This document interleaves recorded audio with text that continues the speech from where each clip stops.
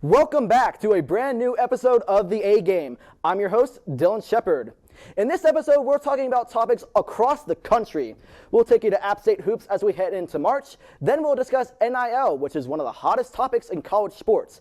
And the white flag will be waved as on our final segment, we have Turning Laps making their debut on The A-Game. Let's tip it off with basketball. App State men's basketball is almost to the Sun Belt tournament. JD Rogers tells us more about their season. You know, that's probably the biggest part of our success is just the belief in each other. And I love the way we are as a team because we can always get better by talking to each other. We're not scared to, hold each other accountable. And, that just helps us on the court. People come together in times of stress and the 6 a.m. workouts, the trials we've had, and then just being around each other outside of basketball is something that we just blended together. And everyone on the floor, everyone on the team is just like it's a giant link. You can't pull us all apart because we're all together. After bringing in 13 new faces this offseason, the team has found a way to develop ties with each other, and their head coach, Dustin Kearns, has noticed this frame of mind. I really think we've got great people, and you win with character. And so we've got, when you've got character, then you're coachable. When you've got character, then you care about your teammates. When you got character, you truly understand you're playing a team sport and you care about winning. When you've got character, like it means something to you, so you work hard. This is our 6th season. We're first in the league in Sun Belt wins in those 6 years. I think we've got 63, and South Alabama and Troy is right there at like 57. So we've had a successful program here, and I think they have pride in continuing that on. App State men's basketball has forged a brotherhood that is fueling their success. But they aren't the only team on campus that is turning family ties into excellence on the court. The women's basketball team has faced similar feats of adversity, but they have prevailed to become one of the premier teams in the Sun Belt. It's just about staying consistent and relying on each other and relying on the work that we've laid down and the foundation that we have. I mean, the Sun Belt is an amazing league. I think anybody can beat anybody on a given night. So I just feel like right now we're just really bonding together and really pushing through. I want to play all of them. I want to play them all the time because of their work ethic and their character and just who they are. They represent the program the right way. After being projected 11th in the Sun Belt in the preseason polls, Allure Sharp, in her first year as head coach, is leading the Mountaineers to a stellar season. She really has pushed us to our limits, quite literally. She expected stuff that we didn't know we had in ourselves, and it was just really nice that she's a part of this team. I think a lot of what we're doing right now comes down to our schemes and how we're playing teams. And I think for a coach, that's never been in the Sun Belt before, I don't think you can tell. They complimented me about being smart, but this is probably one of the most high basketball IQ teams I've coached. Go Steven! Go Steven! Go Steven! I'm here with AJ Williams, basketball fanatic and analyst here on the A-Game, along with Isaac Edwards, who is a sports photographer for the Appalachian. Isaac, I'll start with you. What are some strengths you've seen out of this men's team as we get closer and closer to March? Yeah, I think it's just team chemistry. Coming into the year, my biggest concern was, hey, we got 13 new players. I didn't think they were going to gel as well as they're doing. This team chemistry is so high right now going into the Sun Belt Conference Tournament, and I have to pick C.J. Huntley. He is having a great year. Adding on to that, our offense may not be good, but our defense has been really good in the Sun Belt so far. C.J. Huntley, he's one of our best post defenders in the paint right now. If somebody tries to drive in, he's probably slinging that to the student section. Also, Miles Tate. He is a really good perimeter defender, and on offense, he does like to create space, and I'm liking the Miles Tate and C.J. Huntley duo that we have right now going on. What are your thoughts on the transfers that have come in on this team so far and those new additions? I would have to say one transfer that I had so high hopes for was Jackson Thudgrill. And listen, he is averaging 24 minutes a game, which is high, and he's only dropping 4 points a game. Coming into the season, he was starting, and now he's on the bench. I am not too proud with his performance over the year. Added on to that, Thudgrill, whenever I first went to the Miami, Ohio game, looking at him, I was, hey, he's a transfer from Charlotte, had a lot of hype and potential into him. And now he's just, he's kind of a role player, not getting much minutes, does not have like a true spot on the team, and hopefully he can find something near the end of the season. So what are some weaknesses that this team needs to adjust on, needs to work on before making a potential really long postseason run? Definitely just the second half. Our first half is so good, but when we come out at halftime, we just start slow. All of our losses have been because of our second half performances. I'm going to go to our last ODU game. We're up 5 at halftime. And then ODU comes out and hit 4 straight threes on us. That cost us the game because we lose that game by 1. So I think second half performance needs to improve so much. I don't know what it is. I don't know if Kearns needs to have a better halftime speech or something. You need to be good in the second half to succeed in this tournament. I'm going to agree with him about that. A while back ago, when we played Wisconsin, we got off to a hot start, and that was going to look forward to a really good win to help us for the season. And what happened in the second half? We just lost it. Could not shoot the ball, could not find anything to get in the hoop, and we ended up losing by 29. And also another weakness is our offense. We'll do a really good job on defense, and then we'll get back and we'll just force a bad shot or a turnover. Like, let's try to find something. Let's get Miles Tay. Let's do what he does best. Run a screen or something. We gotta find something. And it's not that this team's not clutch. Listen, we've had a buzzer beater versus William & Mary. I trust Miles Tay anytime with the ball. He's gonna pass it. He might get an open shot. He's gonna find C.J. Huntley in the post to get a bucket at the end of the game. I just think we need to operate better in the second half.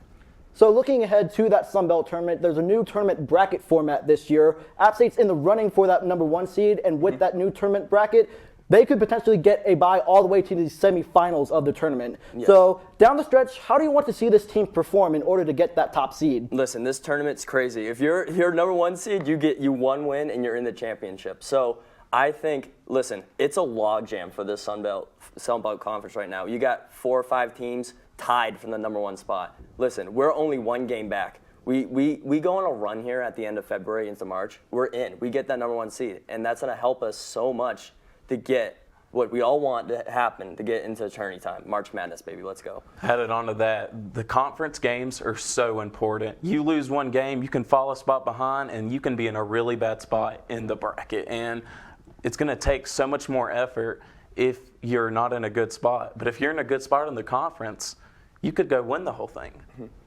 And Isaac, you touched on this a little bit earlier, but I wanted to go back to Dustin Kearns, head coach for the Mountaineers. What are your thoughts on him and his consistent ability to get a winning culture on this team? Listen, this kid, the coach is so good. He said it in the package. He's got the most wins in the when he's the coach here. For the past 6 seasons, he's had winning programs. I am so happy about that because, listen, we want to get into March Madness, and I think Coach Kearns is the coach that can do it. Heading on to that, I mean, we were a buzzer beater away from going to the finals for the Sun Belt tournament last year. He knows how to win. He just has to put that on the team and tell them, hey, we have the players and people to do this. We just need to go and put in the effort. I don't think it's the coach. I don't think it's Kearns' fault. I think it's the players need to just add a little bit more juice to the game. All right, so we'll look forward to seeing how well App State can do in these final couple games, and hopefully they perform well in the Sun Belt tournament. Stay right where you are. We will be right back with more of the A Game.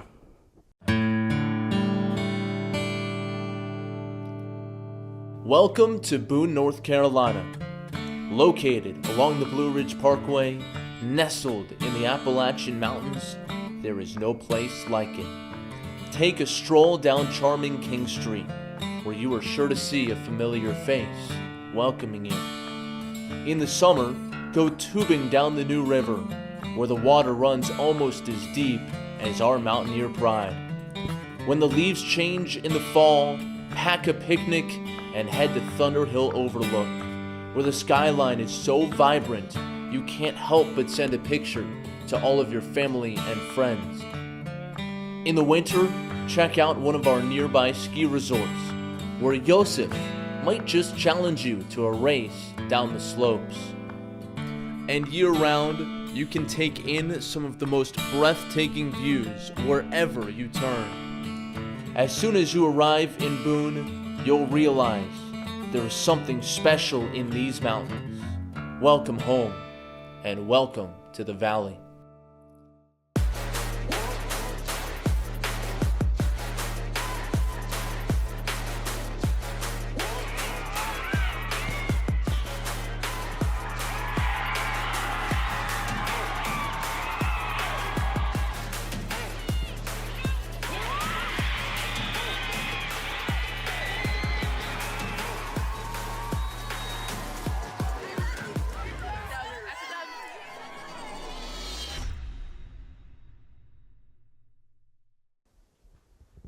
Welcome back to the A Game. Let's jump right into more college sports and what NIL means for App State. Kara Daniel has more.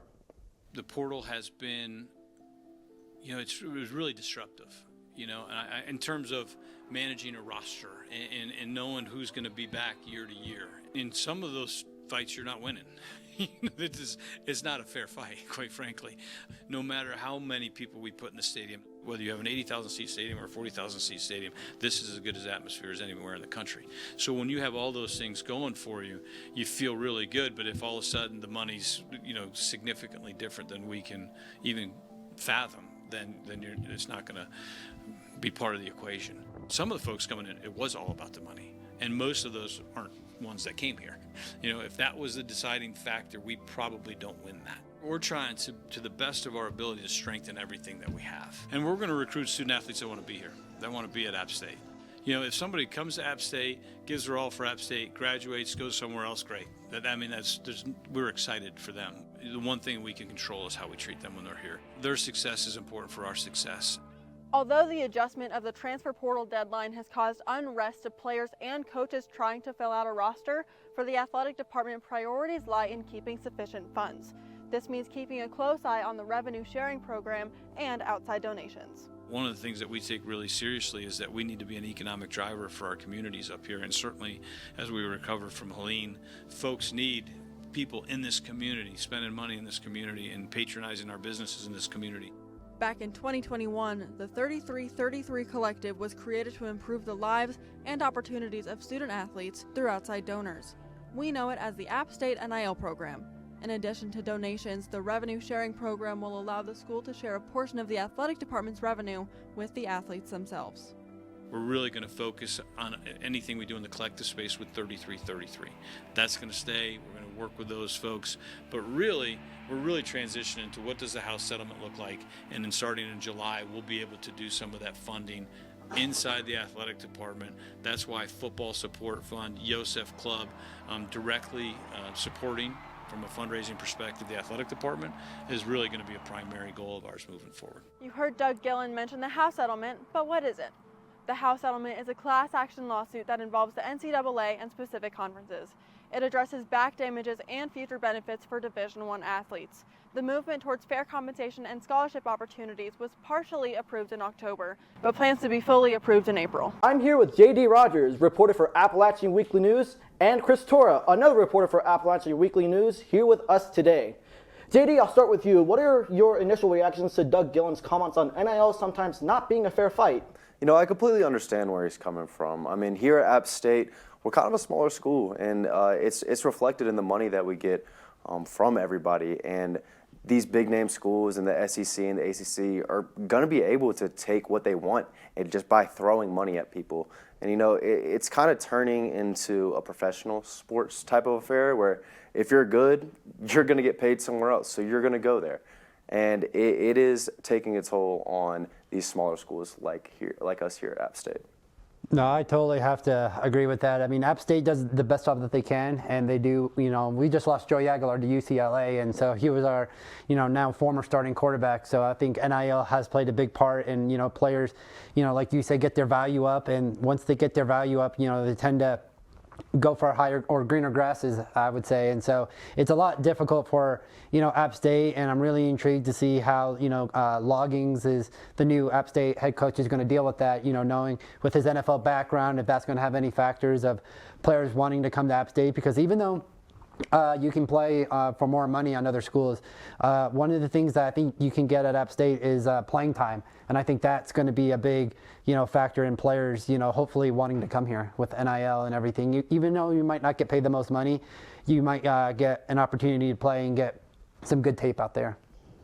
And as you mentioned, Chris, we had Joey Aguilar leave to go to UCLA. We had Justin Absent on the men's basketball team, one of our premier players last season. He went to go to Georgia. So how do y'all think NIL has directly impacted App State? Well, it's really affected us as a whole. And on Joey Aguilar's part, I mean, he wasn't even supposed to have a year next year. There was a rule that added a fifth year, I believe it was for COVID, or something like that. Or no, it was for the JUCO players. And so he wasn't even supposed to play, but he did, and he's been playing great.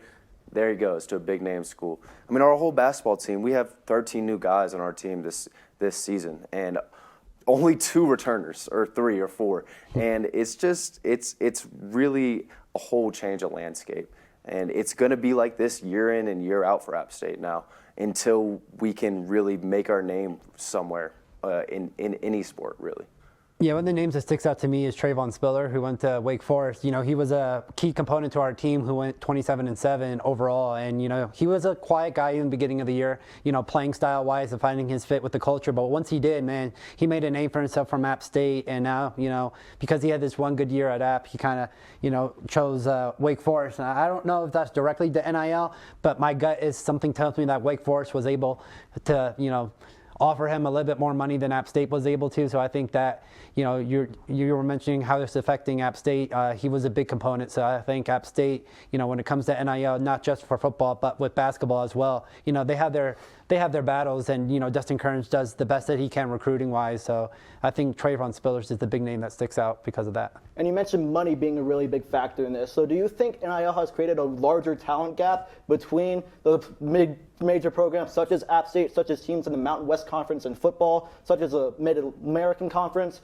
and some of the big powerhouse programs such as the ACC, SEC, and Big Ten? Yeah, I 100% do. I mean, this gap is just going to keep growing larger and larger as well. These higher name schools, especially for football, everybody in the SEC is getting so much more money than anybody, even in the ACC. And I mean, you look at Notre Dame, who is an independent school, and they get money for making, or each team got money for making it further in the college football playoffs. They got like $20 million just for making it to the national championship, and they get to keep all that money. Now, given they don't get money from the conference or anything, but there is a huge amount of money on the table right now, and it's going to those bigger schools, as I mentioned earlier. And it's just that gap is just gonna keep getting bigger and bigger.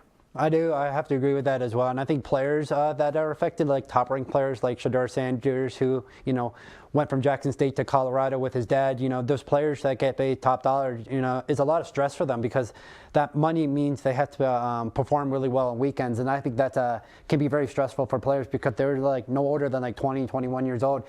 Again, throwing like $5 million, $10 million, you know. Travis Hunter, who just won the Heisman, I think didn't get paid more than like $5 million. So I think to me, you know, when you're the top ranked players, I think it's very, you know, stressful to go out there and play every single week because if you don't, you know, media and ESPN and people like that or call them out because they're like, oh, they get paid $5 million. They can't take, you know, weeks off, when I think it's causing a lot of stress, and I think that plays a factor in their academic performance as well. Yeah, and with that, though, I do think that it's good that the NCAA is paying their players because they've been taking advantage of them for a very long time, and just going through the motions as the players they're playing for them and getting really nothing from it except for a chance to maybe make money in the pros. So it is good to see the NCAA helping out their players like that. All right, so seems to be a very big talking point in the coming years. This is a big topic for the NCAA, and we'll have to wait and see what happens with it as all the seasons continue. Up next, it's time. We'll get you up to speed on the racetrack as we have members of WASU's Turning Laps here to tell us more about it. Life is a journey. We're told that there are mountains and valleys before us. A mountaineer trudges through. Where others see an obstacle, a mountaineer sees an opportunity. A mountaineer climbs tomorrow's mountains today. So what is a mountaineer? A mountaineer is you. Hello and welcome to this edition of the Appalachian Weekly News. I'm Jenna Dunning. And I'm Hunter Boston. We have you covered on all things Ashe, Avery, and Watauga County.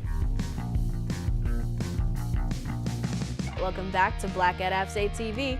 I'm your host, Rhea Autry, and we are so happy to have you here with us today. Bienvenidos a otro episodio Buenos Días Boone. Yo soy Natalia Guiar. Y yo soy Denise Casales. Hello and welcome back to another brand new episode of Can't Think Straight. Hello and welcome to this episode of Connected Cultures. This is Adam Church, live with the Adam Church Band, RFG baby. Hello and welcome to Religion and Life. I'm your host, Ozzy Ostwald. Welcome back to a brand new episode of the A Game. It's a good moment, you know? Hi, Pixels. Oh my god, no. That doesn't sound good at all. Welcome back, my fellow Insomniacs.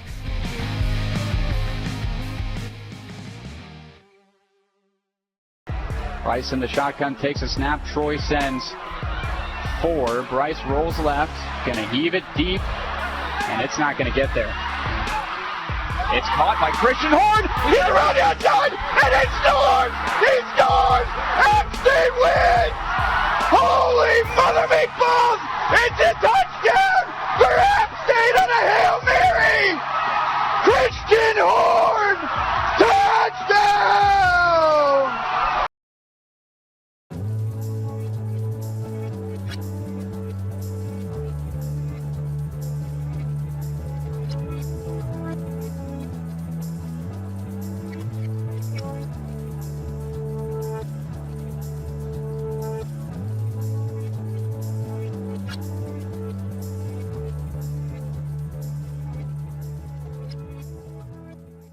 Start your engines! It's time for a Turning Laps and App TV collaboration. I'm here with Will Battershell, host of Turning Laps on 90.5 WASU, and Tristan Biesel, co-host of Turning Laps. Guys, previewing the season, are there any drivers or teams that stick out to you as title contenders? I feel like the obvious answers are the Penske's, the Hendrick, the Gibbs, but I feel like there's a real sleeper opportunity coming from Trackhouse Motorsport. Because I feel like at Trackhouse Racing, they have now a 3-car team with a guest 4th car, and the addition of Shane Van Gisbergen in the offseason just provides that extra boost they'll need, especially on the road courses, to help their cars improve. Yeah, no, absolutely, Will. And to that point, you forgot about 2311. Tyler Reddick, Riley Herbst, Bubba Wallace. I mean, Tyler Reddick made the championship 4 last year. We're going to sit here and forget that he did that, and that 2311 is arguably the second best Toyota team apart from Joe Gibbs, and on some weeks they are better than Joe Gibbs Racing at certain racetracks. Spire Motorsports, I know that yourself, Kara Daniel, Jordan Luker, David Katzenmeyer all went down there a couple weeks ago and interviewed everybody down there. They are basically another Hendrick Motorsports entry, and I'm really excited to see how they perform throughout the season, especially Carson Hocevar. He showed a lot of promise last season, and especially down, maybe say the last 10 races or so. Second place finisher at Watkins Glen, but definitely excited to see how Spire performs given the influx of not just equipment but money that Hendrick Motorsports has given them. So let me give you the edge here. So you said 2311, which is good. Tyler Reddick is for sure going to be a championship contender. Absolutely. But I feel like at Trackhouse they have 2 people. I feel like that with Ross Chastain and Shane Van Gisbergen, they both have a legit chance to make the championship 4. So that's why I'm giving them a little bit of the edge over 2311. Are you willing to put that label on Shane Van Gisbergen so early? Because he's going to win road course races, and that's a guaranteed. And we got 2 in the playoffs. It's not a guarantee, but he is the favorite. But I wouldn't necessarily say it's a guarantee that he's going to go out there and necessarily win all the road courses. No, not all of them. He's going to win some of them. And to that point, with 2311, it's 2 guys as well. RFK too. RFK is definitely, they're finally going back to where they were in the time of Carl Edwards and Matt Kenseth, with Chris Buescher and Brad Keselowski in particular. With the addition of Ryan Preece as well, it gives them not just a 3rd car, it gives them a 3rd very talented driver to go out there and win some races on Sundays. So y'all have been talking about some of these second-tier teams, Trackhouse Racing, 2311, RFK, that you think can take a big step forward. We talked about this a little bit in the open, but how about some of those establishment teams, some teams like Team Penske, a Rick Hendrick Motorsports, a Joe Gibbs Racing? Do you think that those teams will be vying for that top spot again as they have in the last years, maybe even decades? Easily. I mean, I expect to see at least one from each manufacturer make it in, because for Toyota, Chevy. And I feel like Hendrick has a real opportunity, because they just missed out on it last year, to have 2 or 3 cars in that Final 4. But it could swing around and you could have 2 Penske and 2 Gibbs, or like, it's really unpredictable when you get towards that Final 4 just because of how the playoffs are set up. But I absolutely can 100% see one of the big 3 winning the championship. And personally, I'll go on record saying it right now, I think that maybe 1 or 2 drivers from a specific one of those 3 teams could make it into the Final 4. We saw it last year with Logano and Blaney. I wouldn't be surprised if it was Gibbs' turn this year to throw in a Denny Hamlin and Christopher Bell. Because I don't necessarily think Chase Briscoe is ready for that yet. Or maybe Hendrick could put in 3 guys in Larson, Bowman, Larson, Elliott, and Byron.